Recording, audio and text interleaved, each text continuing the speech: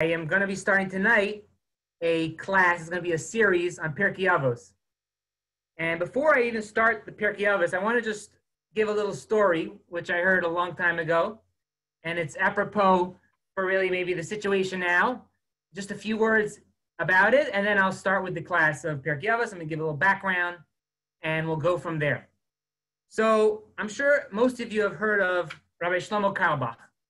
Rabbi Shlomo Carlebach, he passed away, I think, in 1990, in the late 1990s. He was a singer. He was a rabbi, right? He did a lot of outreach. He was a very unique individual. A lot of the songs that we sing today in the Jewish world were composed by Rabbi Carlebach. And he was known to give concerts. He had this unique way of touching people and reaching out to people. And a lot of people became more observant and closer to Judaism because of him.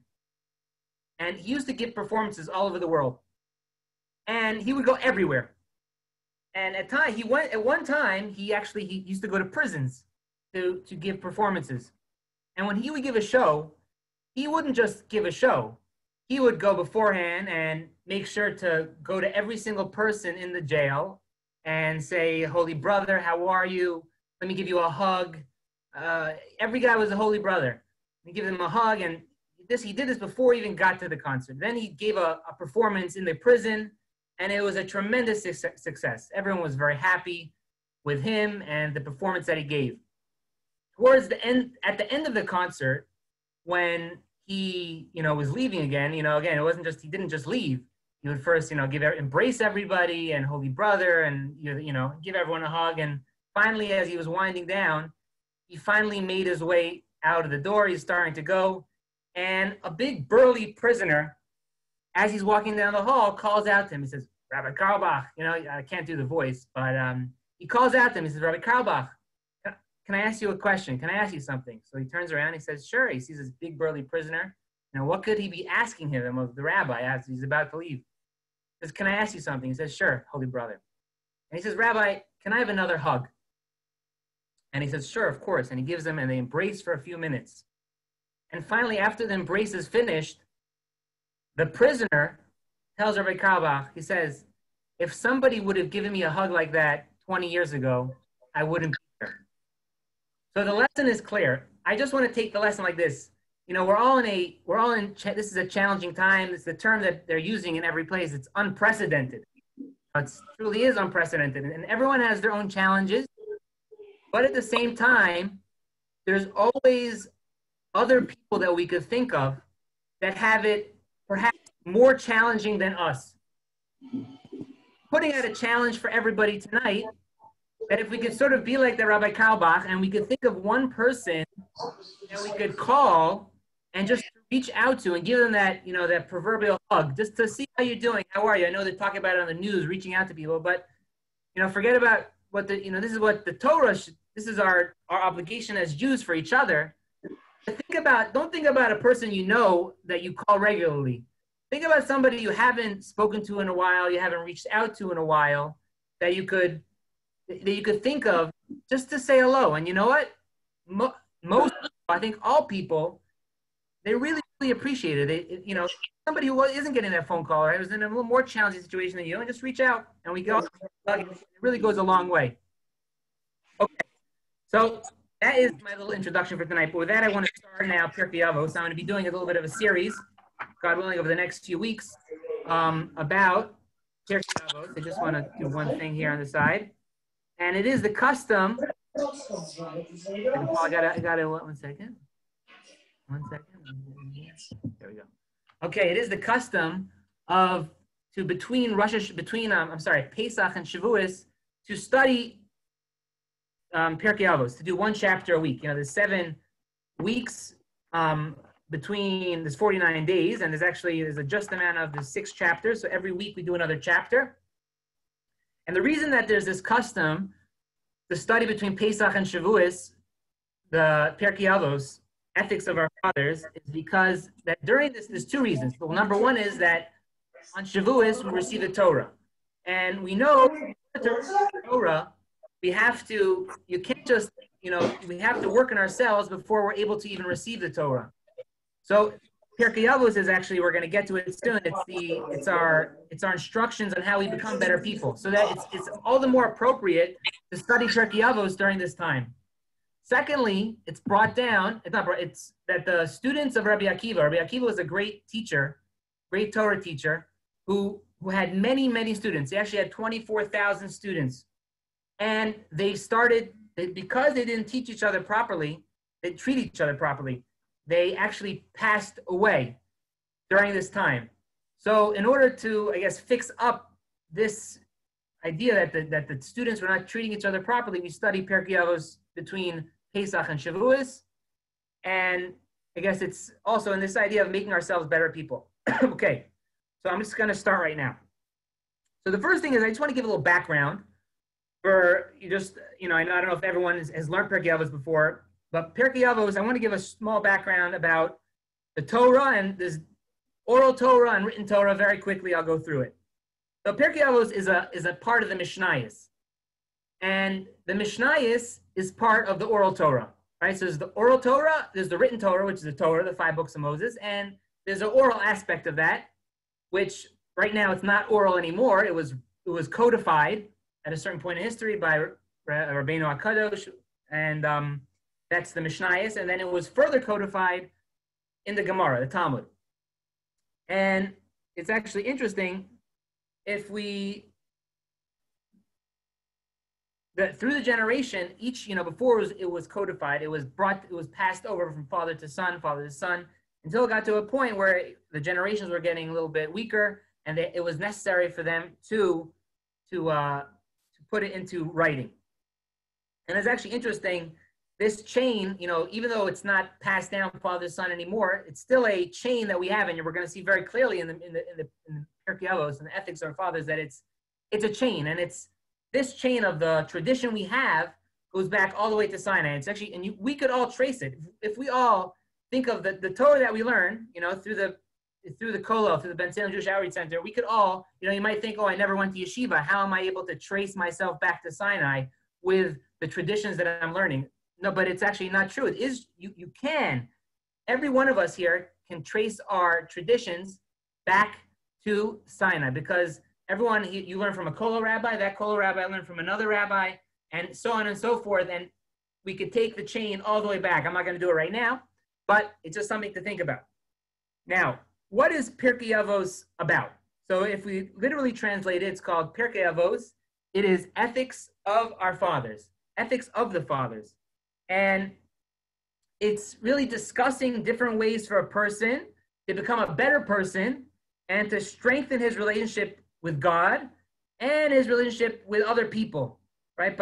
By discussing the different traits and habits that a person should do, the things we should do in order to get that relationship with God, and the things we should not do to keep our relationship with God. And also, at the same time, it is the things we should do to become better people towards other people as well, and the things we should not do to not become worse people. So you have these 2 aspects. You have the relationship between God and the relationship between other people as well. So now you might think yourself, and it's also another point of this is that we're going to be clarifying our own purpose in life. What are we doing in life? What is our mission in life? And Pirkei Avos helps us figure it out and get a clear path, a clear idea of what we need to do in our lives to do what we need to do, right? The Torah is our blueprint in life, and it's our guidebook. So Pirkei Avos is going to help us along this route. Now, the first question, which I'm going to pose to everybody here, very basic question. So I mentioned that Pirkei Avos is called ethics. Have ethics of the fathers. That's how it's translated. Ethics of the fathers. So the first thing I'm going to ask is, if we're writing a book about ethics, why is it called Ethics of the Fathers, right? Why is, excuse me, if the Torah is giving a guidebook about ethics, let's think of a different name. I'm not sure why we're picking Ethics of the Fathers. Pick, if Pirkei Avos is part of the Mishnayos, so name it Mishnah's Chasidus, the Mishnah that deals with piety, to become pious, right? What is ethics of the fathers, right? Pirkei Avos. So one answer which is given is that the reason why it's given is that it's called Pirkei Avos is that we know parents have a responsibility physically, emotionally, financially, and they're also towards their children. And they're also the guidance, the moral guidance for their children to follow. And it's interesting, the Chachamim, the sages equate, it's brought down that a person who teaches someone Torah is as if he gave birth to them.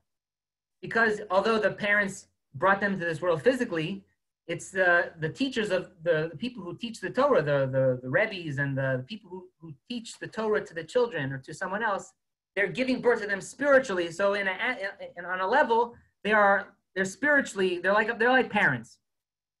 And it's the it's the idea is clear is that when it's the sages are teaching us but they're giving us right now by giving us the guidance of what to do and what not to do in life and the instructions.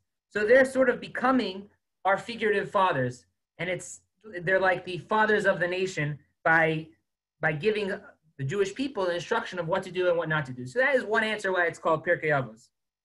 Another answer which is given of why it's called Pirkei Avos is referring to fathers, that in halacha, in Jewish law, avos are referred to as categories. When we talk about Shabbos, right? There's 39 categories of Shabbos. Now, there's the way that it's referred to in the Gemara, in the Talmud, is that there's 39 avos. Other avos are like literally called fathers, but it's also a category, let's say a main category.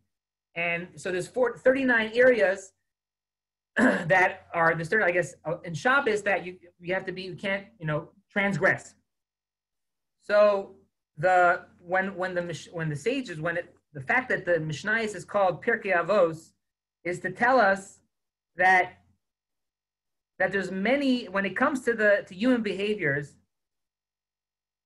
that there's like, again, it goes back to the avos, the categories of behavior, that there's these main categories which we have, which is laid out for us in Pirkei Avos. And from that, not every situation in life is written down in the book. I'm sure everyone here knows that, when you go to school, to train for a profession, not every scenario, probably most scenarios that you prepare for are not going to be taught in the classroom. So when it comes to dealing with, all the more so when it comes to dealing with human beings and other people and in our relationship with Hashem, not every scenario is spoken about exactly, but rather if we have our principles for us to follow, so then once we have our principles, we can always go back to that for a guiding light of how to handle every situation. So that's another reason why it's called Pirkei Avos, is that this is the ethics. These are the main categories of ethics that the sages laid out for us, the Torah is laying out for us to go back to in any situation, no matter where we may be or what situation we are or what time we live in. You can always go back to the categories that we have as the foundation of how we should act or how we should not act. Fine. So just to continue, I want to start the first Mishnah, the Mishnah of Pirkei Avos. So the first Mishnah starts like this. Sorry, before the first Mishnah. We're almost there. Don't worry, everybody. It starts like this. It's a custom that before we start each chapter of Pirkei Avos, we read from a Gemara, from the Talmud, and I think it's from a Gemara in Sanhedrin. It says like this: Kol Yisrael. I'm going to read the Hebrew, then I'll translate. Kol Yisrael yesh lem chelek le'olam haba. Every Jews, all of Israel has a share in the world to come, as it said, right? V'amcha v'amech kulam tzadikim.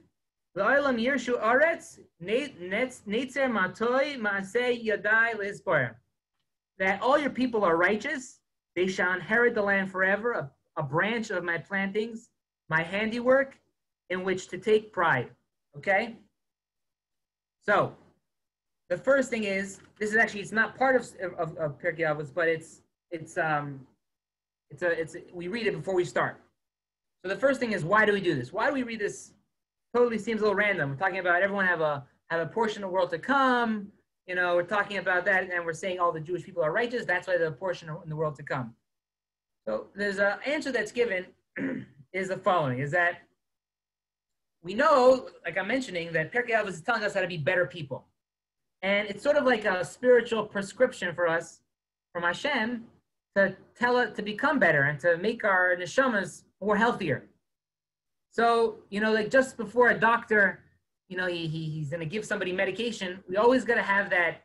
He always tells the patient that you're going to get better and it's going to be okay. And I think it's always important to have in mind that there's always going to have that hope and prayer in our minds that we should never have despair. We should always, we should always know that we should reassure ourselves, and I guess whatever we're doing, that we should never have that feeling of all hope is lost, but rather we need to have that positivity that things are going to work out.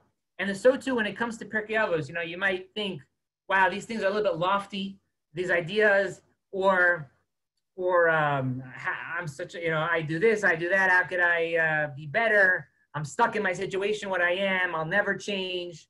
So what we're doing is, we're instituting into the Pirkei Avos built in this idea that no, you are good and it's going to be good, and you got to have that hope that you could be better, that, we're saying that you have that portion of the world to come, that everyone here has that portion, and it's going to be up to us how we want that portion to look. Are we going to work it and make sure it grows beautiful plants and beautiful flowers? That's up to us by doing Torah mitzvahs. If we do Torah mitzvahs, we'll make sure that plot is going to be worth exponentially more. It's going to be worth much more. The real estate, it's going to be, a piece of real estate, or you ask any real estate agent that if you want to sell a house, you make sure the lawn is mowed and the flowers look nice. It's going to be worth much more. So when it comes to us, we all have that share in the world to come, and we should keep that in mind. But it's up to us right now, and we shouldn't have despair from that. Rather, we should use it as an inspiration for us to be better, to say, okay, I have that plot, I have that piece of land, I'm going to work it out, that it should be the most beautiful piece of land possible, the most I can do. And that's by doing Torah mitzvahs and getting, and that's what we're doing right now. So that's what the idea before we start. And we should also realize is that we're not perfect, and we don't have to be perfect to do Pirkei Avos. The point is that this is the way to become better people. Someone used to say to me, if we be perfect, we'd be dead. The point is that we're on this earth every second that we're breathing, we have a chance to make ourselves better people and to improve ourselves. And that's why we're here right now, because we have a mission to do. If the mission will be finished, we wouldn't be here right now. So we have to look at that with those lenses. Okay, so we are about to start. Oh, and I just wanted to say one idea about this, one story here before I start. Talk a little story, talking about everyone has a piece in the world to come. And I wanted to say also that we all have this certain mission that we need to accomplish. I touched on that. We all have our potential and mission. I just want to expound on this a little bit more. There once was, maybe some of you have heard me say the story, I'm not sure, but I'll say it again anyways. There once, I heard the story from a rabbi of mine, and he actually told the story to the person who happened to. There's a rabbi of mine, his name is Rabbi Pluchak, Rabbi Moshe Pluchak, and he's a rabbi in Manhattan Beach in Brooklyn. And he once was somewhere, and he saw this man, and he looked like he was very down. And he approached the man, and somehow he got into a conversation. He figured out that this man had terminal cancer. So understandably, he was very, down and, depressed.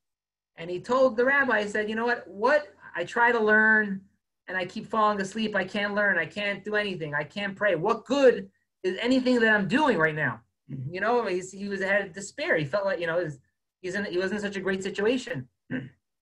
So the rabbi told him, he said that this is a true story. There was a conductor. His name was Alberto, I think it was Alberto, but his last name was Toscanini. I'm sure some of you have heard of him. He was a famous conductor who lived in the early 1900s.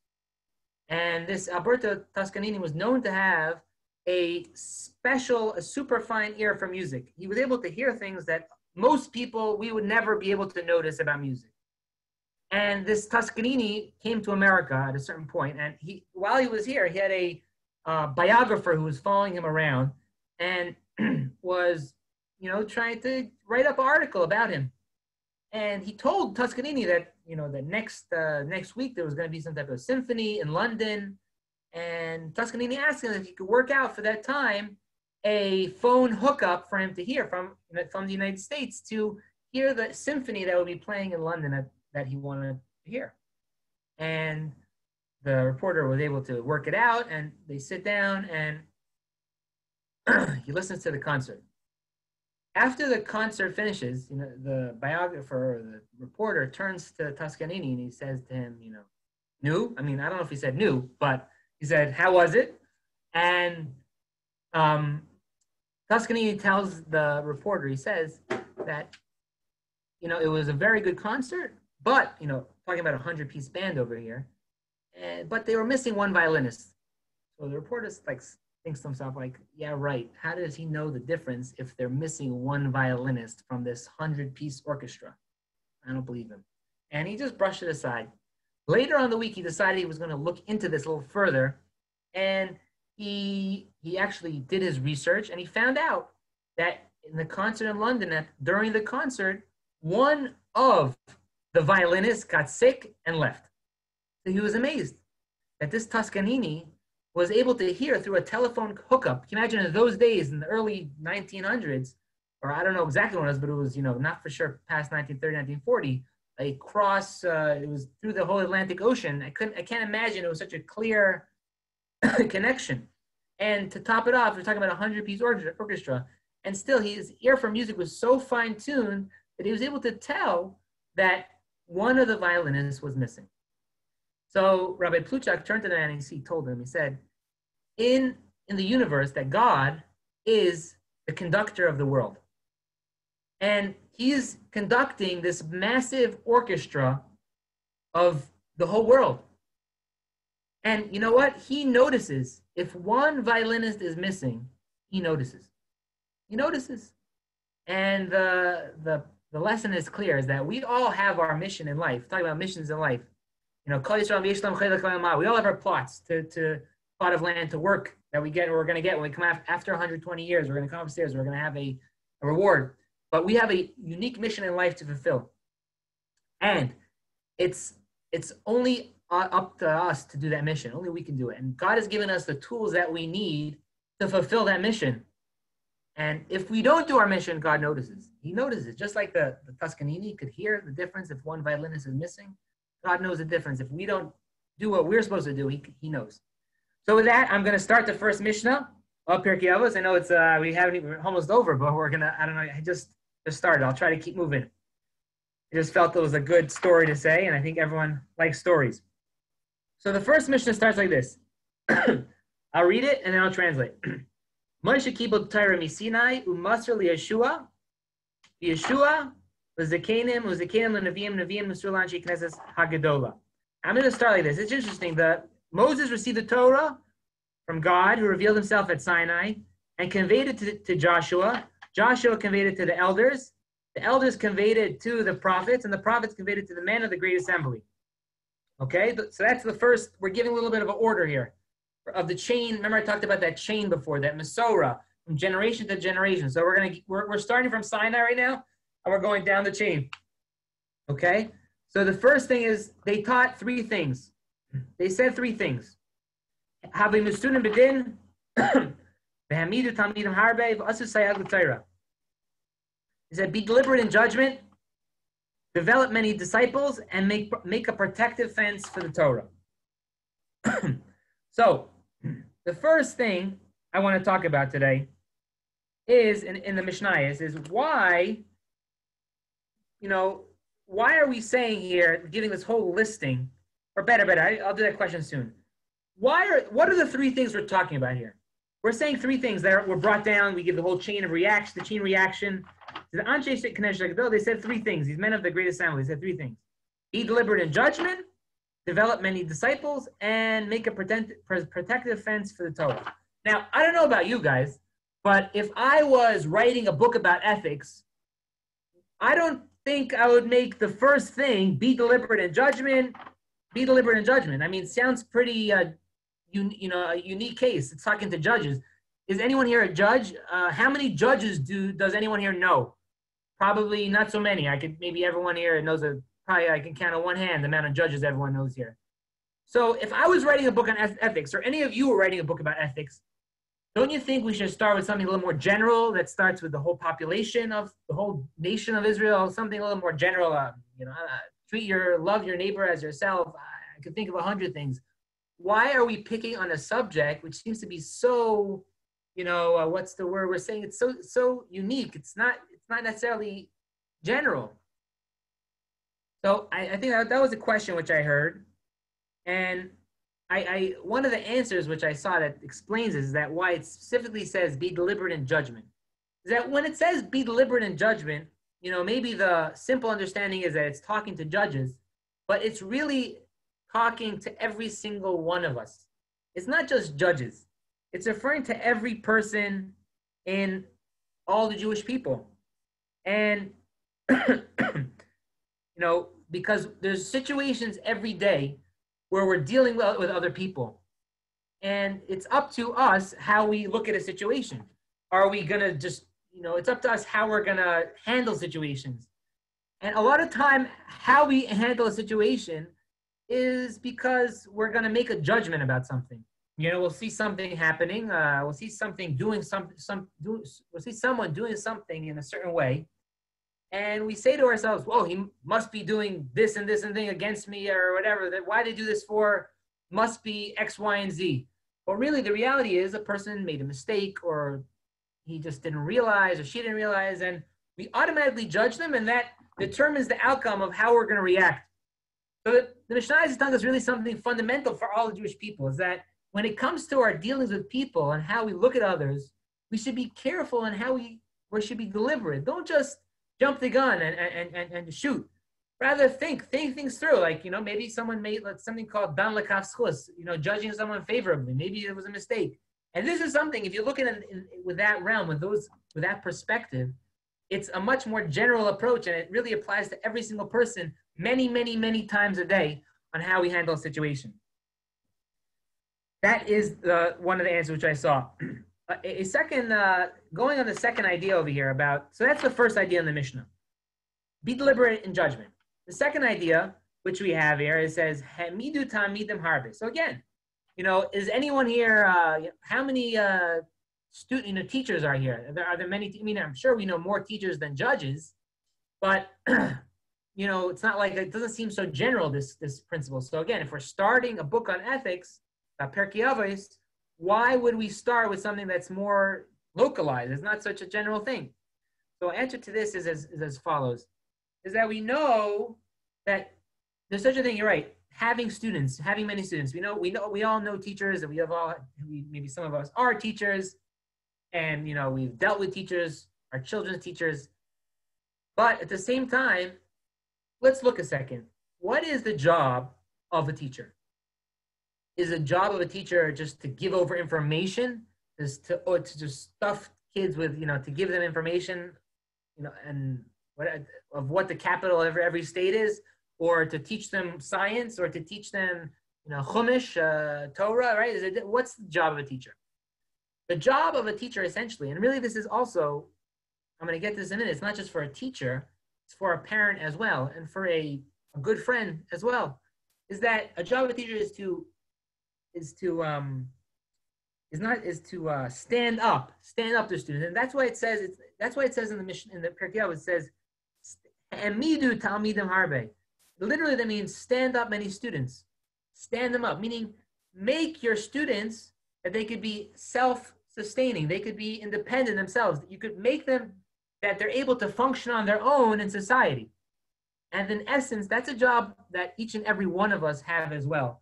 That besides for teachers that teaching different subjects, rather, as a parent, that our job, what's the job as a parent? To make our children functioning members of society, productive, successful members of society, that they can function on their own. And that's a job of a friend as well, to help some. Again, it's not as direct as a parent, but it is also, you want to help ultimately, you can never, right? What's the expression? You can bring a horse to water, but you can't make him drink. The point is, like, a good friend gets you to a place where you're able to make a decision yourself, but they help you get there. They help you make that decision that you need to make. They don't make the decision for you. So again, we see this idea. It's not a localized idea, but rather it's a more general idea which could apply to each and every one of us. And on the third idea, which we have over here, which is asu sayag v'teira. you should make a protective fence for the Torah, for yourself. So we think about this. What is the whole idea of making a fence? I know sometimes I hear from people, what's the whole idea of, rabbinic law, and you have the Torah is good enough. What the Torah says, why do we have to add on to it? So this is really, in essence, this idea, right? What I answer people is that the rabbinic law is a fence for us. So if I would ask people here, we have certain laws in this country, and we're actually in a perfect example is the situation we're experiencing right now, right? Every good American knows, every good American we have rights, which we're given. We have a Constitution, there's a Bill of Rights, and life. I don't want to misquote right now. Don't hold it against me if I don't remember from a history class or ethics class. But we have life, liberty, and the pursuit of happiness. Now, liberty, right, is the freedom to move around, the freedom to go wherever you want. That's one of our intrinsic rights that we have as Americans. Now, each and every one of us, one of the reasons why we're home is because there is a stay-at-home order. It means the governor has, for the benefit of the citizens of the Commonwealth of Pennsylvania, has decided, right, hopefully, right, he decided with the doctors and everyone else, so in that the state health officials, that for the benefit of the society, that we sort of need to push back and make a little bit of a fence for people. That in order to prevent the spread of coronavirus, we have to make this fence that people shouldn't get sick. So what are we telling everyone to do? Everyone should stay home. So maybe this is an extreme, taking it to the extreme a little bit, but the point is clear, is that when the Chachamim, when the rabbis made a fence for the Torah, right, just like a seatbelt laws are there to protect people, right? So too, the rabbinic laws which we have were instituted to protect us from ourselves, right? The example, the parable which I saw, which maybe could help us look at this in a different realm, is that there's a boy, and he's been going to a store, like, I don't know, let's think of a store. He's going to the store to buy candy every day. And his parents don't want him. His father warns him, do not go to the store. If I catch you in the store again, you're going to I'm going to punish you badly. We're going to punish you, and you're going to be, whatever it is the punishment is. So that's one way. But the mother sees the situation, sees the kid, that, how could you tell a kid not to go to a candy store, right? It's like almost inevitable that the kid's going to want to go back to the candy store. Like, how do you prevent, even with the punishment, he just can't hold himself back. So what does a loving mother do? A loving mother tells the child, okay, don't go to 2 blocks radius of that thing. A morning, don't go 2 blocks radius of the candy store. So in essence, even though she's making the rule a little more strict, she's in essence being more kinder to the child, because she knows the nature of her child, that he just can't help himself. So in order to protect us, the sages have instituted a certain guidelines to protect us from sort of, tripping over our own feet. And that's one of the ideas which are brought down in this Mishnah. And I just that's really, I want to that's that. And to finish with this idea, to make it a little more practical on a practical basis, is that there are certain, we know there's biblical law and there's rabbinic law. Now, we have our mission. We got to do the mitzvos and work to be better in ourselves. But we know, even this, there's certain things which we fall, even rabbinic things. Sometimes, we're human, and we sometimes fall. It's it's normal, right?